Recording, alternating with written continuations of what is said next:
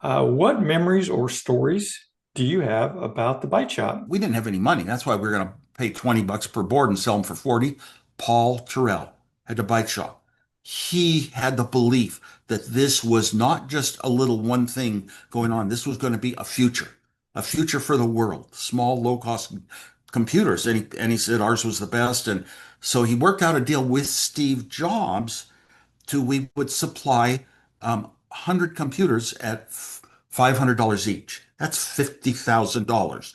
May not sound like that much today, but that was twice my salary at Hewlett Packard. Scary Right. when you don't have any money. No, I had no savings account. Steve had no savings account. Where are we going to get the money to build these? $50,000 deal. But Paul Terrell was the first one to take a step that was actually taking a financial risk and actually believing in this market, seeing the future was really positive. Paul Terrell wanted things completely built. I think Steve fooled him a little. I think Steve worked a deal as marketing wise that we'd only give him a board with the chips on it. And he still had to, like IKEA, plug a keyboard in, plug some transformers for power, plug in a video display. He had to, it was a build it yourself. It wasn't really that complete, but a store could make it kind of complete, wooden case, whatever. And Paul paid us the cash. And, uh, and that was just a start because, we knew the Apple II was coming. That was just an incredible breakthrough coming up, and that would be worth real, much bigger money. And I don't know if Steve Jobs ever told Paul Terrell that we had that even before we delivered an Apple One to Paul. So I was living in Fullerton, and I walked down the street, and I was the neighborhood that was next to my neighborhood, which was Placentia, and there was this computer store there. And I looked inside and I said, "Wow, this is pretty interesting stuff." It was Byte Shop of Placentia, and I said, "Well, I know this is good." I had sense that this was going to be the future of technology, the future of business in America. But he trained me on everything that was going on in that store in terms of the computers. And I became the number one Apple II salesman from that store in the region, actually, for a couple of months during the year, the couple of years I was there. So the bottom line is I owe my entire career, the last 40 years, to the bike shop and the willingness of the owner there. It was to take a risk on hiring me as a sales rep, paying me the minimum wage and a commission. And I'm very grateful to Paul's vision about, computer stores in general, consumers and hobbyists mostly. And I'm very appreciative of the opportunity that was presented to me. Well, when I got into computers, it was in the mid 1970s. In the mid 1970s, the only place you could go to learn about computers and buy them, it was at computer stores like Byte Shop. So I started going to a computer store. I'm not sure if it was Byte Shop, might have been Byte Shop. So I went to a computer store every single night, uh, and I took every class I could on computers. And sometimes we had Apples, and sometimes we had Commodore PETs, which were the two main computers at the time. And at that time, we drew a lot of talent from computer stores like Byte Shop. In fact, the Vic product management team was kids in their from 18 to 23, most of whom worked in computer stores like Byte Shop. And I just went to all the computer stores, including Byte Shop, and I recruited people who impressed me from behind the counter. And that's how I formed my product team. And that's how the VIC 20 became the first full color home computer priced under $300. And it all became possible because I took those classes at Byte Shop to learn about computers, and I got to work with the Commodore computers and fell in love with them. My parents had a bike shop on the East Coast. When Paul started the bike shop as a franchise business, they opened a franchise in Greensboro, North Carolina. And so, that's kind of my history with the bike shops is I was a kid who, I was a shop kid. I stayed in the store, after school and on weekends and learn, via osmosis from the folks coming in, various bits of information, and eventually found my way into this as a career. what I mainly remember is a really strong impression of the culture around the bike shops. There was a really freewheeling, sort of open culture of learning, sharing, collaboration. Um, I think a lot of what you see from in the early 8-bit computer era started from that same sort of a sense of knowledge sharing and sort of a shared culture of we're all in this together. My job was basically to stay out of the out of the showroom, don't be seen, go down to the basement and build stuff. So I became pretty good at building memory boards and other boards for the various machines they sold, like the inside machine. Um, and occasionally, a guest would, or a customer would walk in, and I'd be upstairs for some reason, and that's when I would see like say hi to Dr. Leach and Wang. He struck a rapport with him and his daughter. And this little 3-year-old daughter was so cute. This little wavy person, and she'd sit down with a little high voice and start writing code. It was no big deal. It's funny. I mean, it's anachronistic. You don't expect it. My shop was number 2. It was in Campbell, but it wasn't very far from Zilog. Zilog was a few blocks away. In 1977, I'm pretty sure, I was sent around the country to drop off a sol at various places. One of the places I had to go was Portland, Oregon, to drop off a sol at the Byte Shop there. And so I don't think I met Paul Terrell, but anyway, I met one of the terrible Terrells, the brothers. There were like 7 of them or something.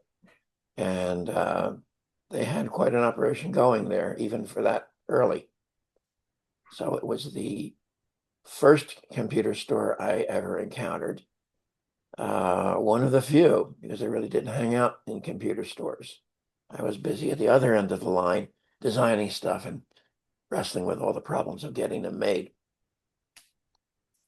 So it illustrates the point that, number one, the Byte shops were in more than one location. And of course, they turned out to be in an ungodly number, like 84 locations. The Byte shop, the first that was really successful, that sort of proved that you can do it everywhere and that it works. Ted Nelson had a very interesting inscription in one of his chapters of his book, The Personal Computer Revolution, which said everybody wants to be second, and they should, because anybody can do things once, but to do it second and on an ongoing basis, that's really what counts. The Byte Shop was the beginning of it, as far as I'm concerned, because it was the number 2. I actually grew up in Phoenix, Arizona. My dad was one of the founders of Control Data. So computers were always kind of in the background in our family. And the Byte Shop opened up, if I remember right, it was in Tempe off Scottsdale Road. And it was something obviously that popped up on my dad's radar because he thought, this is probably the future of computing. So we made a trek down there and I thought it was really cool. I mean, it was the first time I could actually see computers in person versus what he had worked on for Control Data. And it was just really fascinating to me. And it was a cool place. It was, I guess, maybe because looking back, it was full of hackers. Everybody was just excited about the technology. Wasn't sure where it was going to go, but it was cool. And they all knew it was cool. So as a little kid, this probably was in 77 or 78. So I was 7th or 8th grade. I thought it was really cool and I wanted to learn about it. So then I probably pestered my mom to death and we ended up going down there on weekends. And they were very patient with me. They didn't kick me out. And I spent time learning to program, just simple stuff. I learned with BASIC. I don't even remember which flavor it was. But I learned it and they were helpful along the way. That led to many more things like getting an MSI 8080 from them with North Star Basic on it, North Star DOS, and just learning more and more about it, which really was sort of the foundation of my whole career.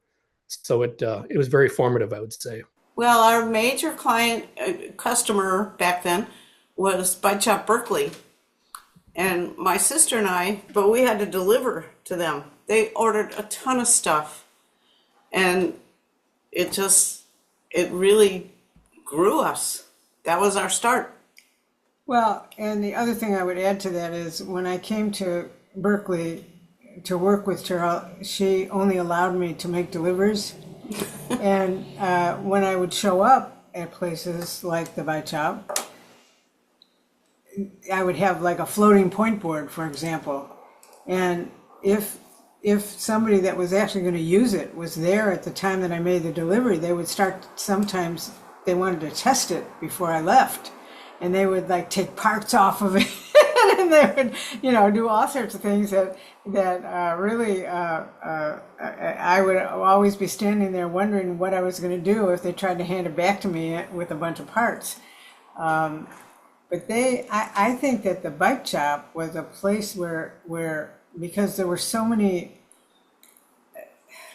like, and I call them weirdos when I tell the story, but I really mean inventors and people who like really, were trying to do things with the pieces and parts that people like North Star were, coming out with, and they were trying to figure out ways to do things with it. So, and I think we got to see a lot of that, the things that I laugh about now, but they were, they were from people who really legitimately were really trying hard to come up with something, to do more than add numbers.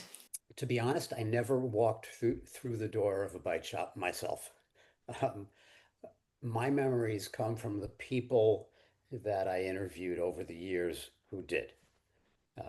And what struck me is when people talked about the Byte Shop, they didn't just describe a store. They described a feeling. They described a place where they felt like they'd found their people, where the future felt tangible, where someone took them seriously and took their interests seriously. And that consistency across many conversations that we had told me something important was happening that went beyond commerce. So that's kind of my memory of the Byte Shop is through other people's experiences and feelings, and it was powerful. What would you want to say to Paul Terrell about the importance of the Byte Shop in personal computing history?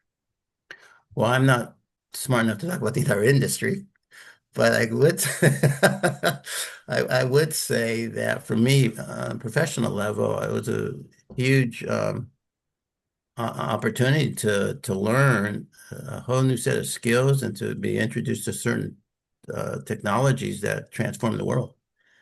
And I know the Byte Shop, I think, was the first retailers to actually bring in Apple IIs. And the Apple story, I mean, think, without the Byte Shops, bringing in Apple IIs and Apple Ones, I think initially, who knows where Apple would be? I mean, they were, you get your first distribution as a corporation like Apple. And you get to sell lots of computers through a distribution channel. I forget how many stores Byte Shop was, maybe 50 or something. But that's a huge win for Paul and a huge win for Apple and a huge win for everybody who was associated with it. So I feel very blessed to have had the opportunity to work there and get educated in computers and get educated in the impact of computers. And I guess Paul is responsible for that. So thank you, Paul. Steve Jobs tried to present himself as, the big brain that thought up computers and all that.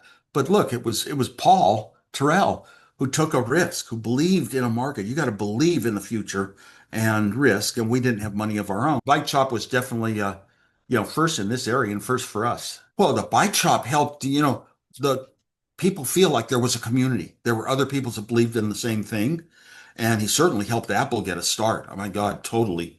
And I also I also think the way that he did it, I admire his integrity, and I tell him that.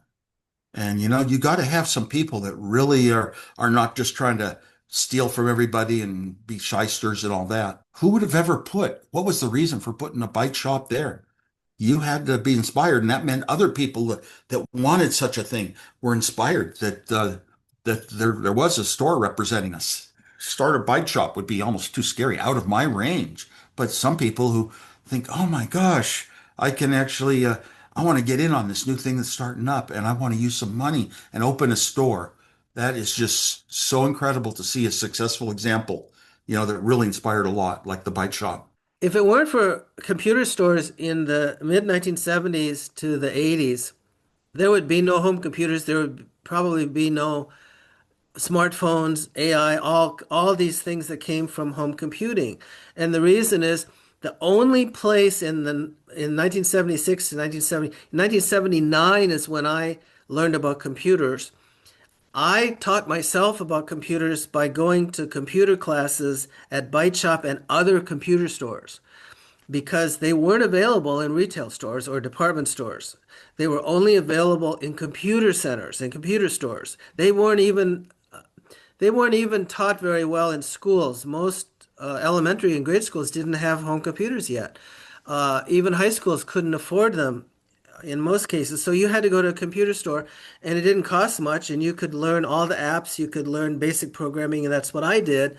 So I got my start in Byte Shop and other computer centers. And because of that, I got hired by Jack Trammell. And I'm very humbled and gratified by that I was able to help as a member of a large team to change the world. And the neat thing was I hired most of my product team from going to Byte Shop and other computer stores and finding people behind the counter who impressed me, most of whom had taught themselves machine language programming, assembly language programming, and BASIC so that they could develop software at Commodore. And most of them were 18 to 20 some years old. And all of them were either working in computer stores or they hung out at computer stores all the time and took classes or taught classes. And we probably wouldn't be editing software or genes if it weren't for computer shops like Paul did at Byte Shops. And we're celebrating the anniversary today. And a lot of these things that are wondrous and magical today in the field of innovation had their start in little computer stores, which helped promote home computers, personal computers, which became smartphones and AI and many and smart devices. Well, I think it's obviously the story of Apple getting jump started by Paul's first order of Apple computers was absolutely critical to creating a personal computer industry that wasn't built around kits. When I was 8, I helped my dad solder an 8-bit computer. That wasn't gonna be the way that the computer revolution started. It required computers that were built, computers that were ready for consumers to buy, and for consumers to actually take home and use immediately. And that's really the transition that Apple brought. And I think that was Paul's recognition too. My memory of those stories is that Paul suggested to Steve Jobs that they put a case around the Apple One and sell it as an all-in-one unit, which is a great insight. He was instrumental in creating almost the industry here in the Valley. And it was very, let's say, important to the Valley, not only the computer club that was active at the time, but also a place to get parts off the shelf, that type of thing. So I think he made a big mark in the industry for the whole Silicon Valley. Oh, it's huge. I mean, people go, "Where do you work?" I go, "The Byte Shop." They go, "Bike shop?" I go, "No, get your head out of tires and wheels. It's Byte, BYTE. What does that mean?" So that we educate people on stuff because they never heard of it before, and once the ice was broken like this, it proved that there was a market for specific stores for computers, that it was the writing on the wall that it was going to do really good things. It was going to be exciting and a big growth market. Paul Terrell is like a pioneer. He trailblazed the Oregon Trail. Well, that's where I am. That's not where you are. And he proved to the world that it was time.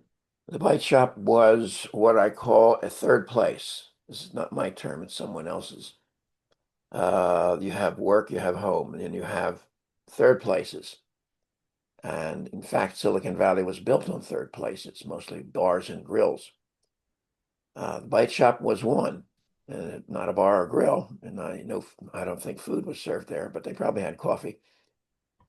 It was a place where people could come meet each other, which is of utmost importance, because we did that in the Homebrew Club, but they only did it every 2 weeks.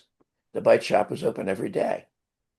People were coming and they were finding out who each other was, learning and teaching each other what little they knew, and coming back as they progressed in what they're learning. This was a mass learning exercise. Nobody really thought of it that way because nobody really knew how to do that. But this is just done naturally in places like third places. So, Paul, you created one of the best third places that we had at a time when we really needed it. And you made them proliferate.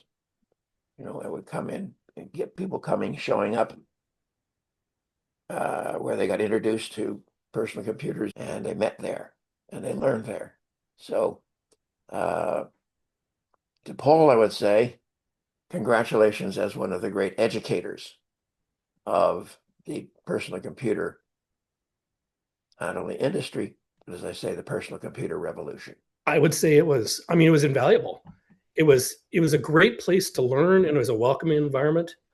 And without it, my career path probably would have been wholly different than it is today. Who knows what it would have been, but it was a wonderful learning experience at a perfect time in my life to embrace it and have no idea where it was going. I was young enough. I didn't really care about what the future led. It was just something that I was excited about, and I wanted to learn more. The Byte Shop was the most critical, the most recognizable, the most reliable, the most knowledgeable. And we sold, because we were a distributorship, we sold to Byte Shops all around the country. So Eventually. Yeah, over time. So really critical part.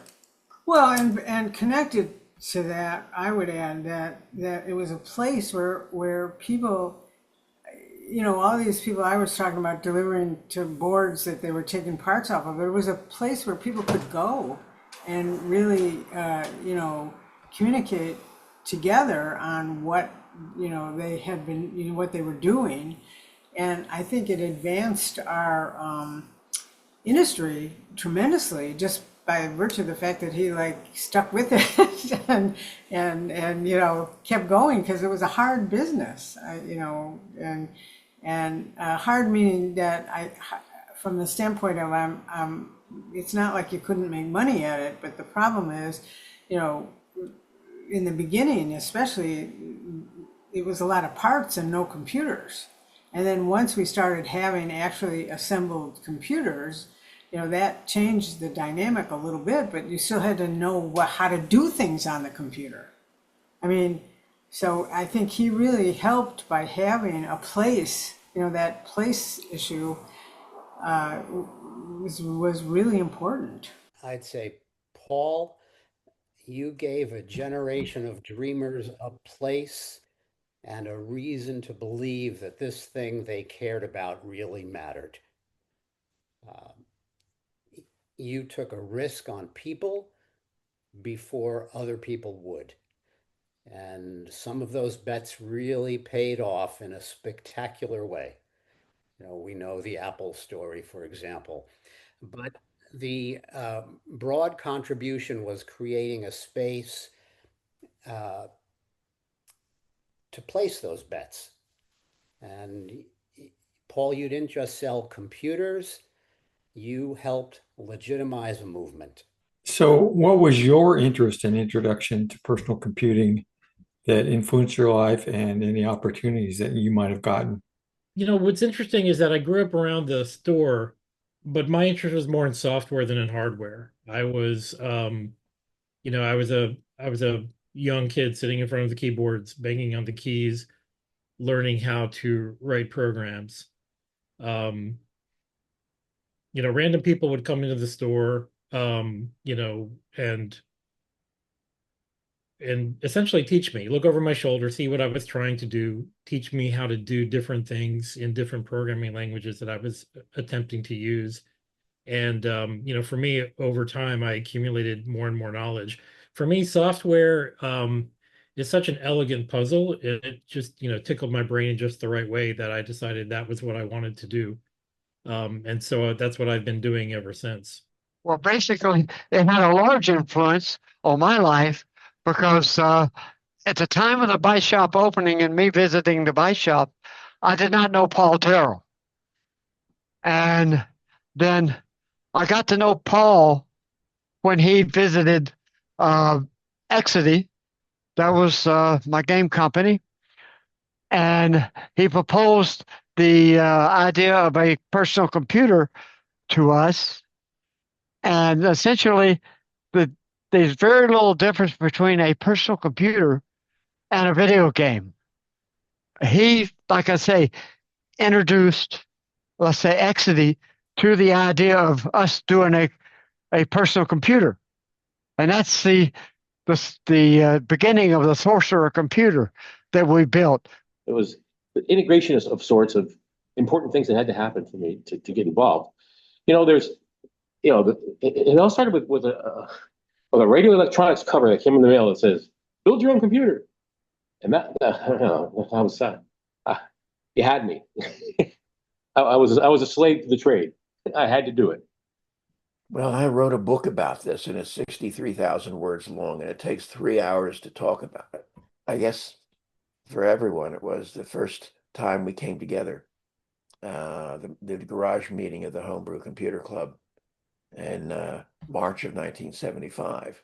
Nobody knew what to expect. It was pouring rain. Nobody knew if anybody would attend.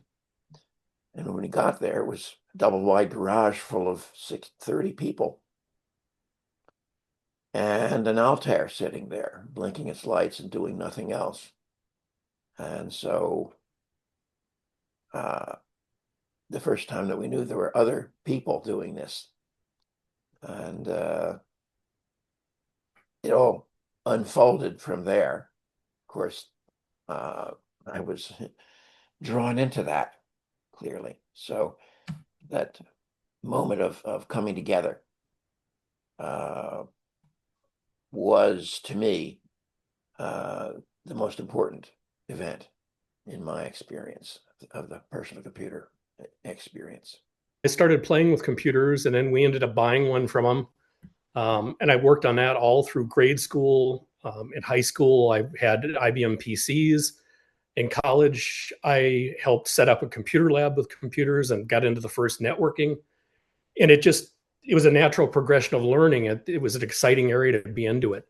So I really think his Byte Shop was the catalyst that got me excited about computing. And out of the blue, a professor asked me to write a program for him, and I knew how to program. So I created this program, and then I found myself graduating from college. And after college, I graduated with my English major, kind of uncertain what I was going to do with life. And a big company ended up buying that program. I thought, this is a pretty cool deal. Maybe I'll stay in the computer world. And I did. And I basically did that programming for a very long time. And then that merged into becoming a network engineer, which I still do today. So it really was the beginning of my entire career in my life. I still remember we bought like this way too expensive bottle of Dom Perignon the first time we ever built, the two of us built a computer. We had all the parts from North Star, but we never built one ourselves. Well, actually, we built one, but we never built one that worked, right? And by work, I mean, you could put in, a few characters and, it might add 1 + 2 = 3. But, in the beginning, they didn't really do much, right? If you didn't have the skills to really get them to do it. But I remember dancing around the room and, getting drunk because we were so excited that we actually had a computer. I came to this as a writer, and maybe a bit as an historian, not as an engineer. And that actually turned out to be a gift for me. I remembered studying the history of the American automobile and how it transformed not just transportation, but culture and economics and business. So when personal computing emerged, I recognized the same pattern, a technology that was going to reshape how ordinary people lived and how they worked.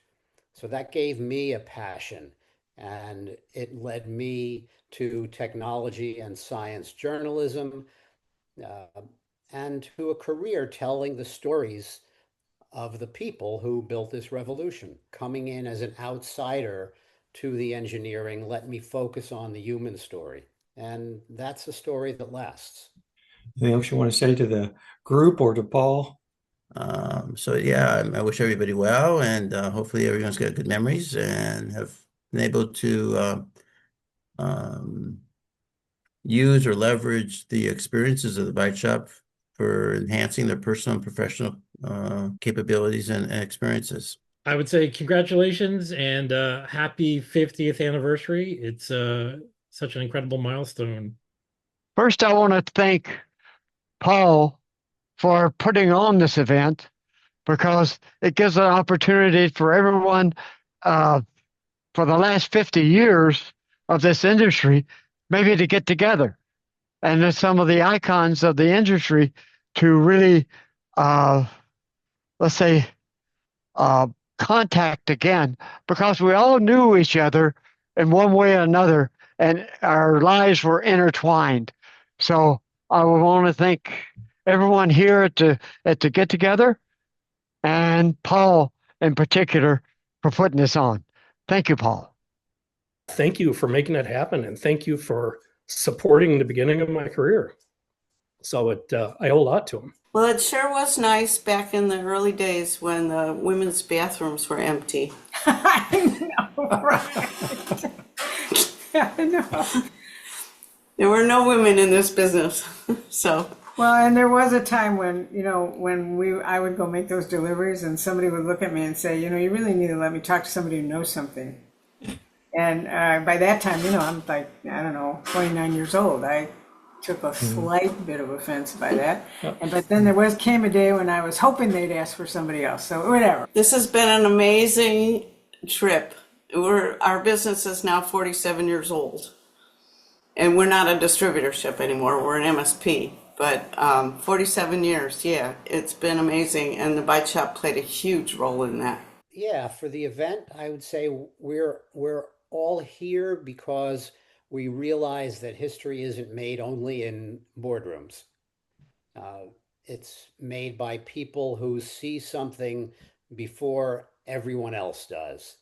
And they have the courage to act on it and the passion to act on it. They kind of can't help themselves.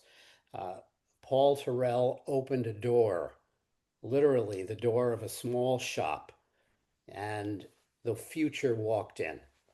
And none of us could have imagined that future except those people. And now every time you pick up your phone, you make a video call, every time technology connects you to someone you love, part of that traces back to what started with Paul Terrell. So we're really honoring someone who helped make the world that we're living in now. And that deserves to be remembered. Oh, there might come a time where you can be helpful and you can afford to help other startups that nobody really necessarily believes are going to go anywhere. And maybe they won't. But an awful lot of good come out of what to you isn't too much. If you can, afford, help people start companies. I think that entrepreneurships are the most important thing in the world because entrepreneurships often come up with a new industry that doesn't just take over for an old industry. It's like new things that didn't exist. It's new generated wealth. I think it's really the most important part. We always want to get better in life, everything in life. And that's only going to come about from change. And entrepreneurship is change, innovation, creativity. And so definitely inspire it.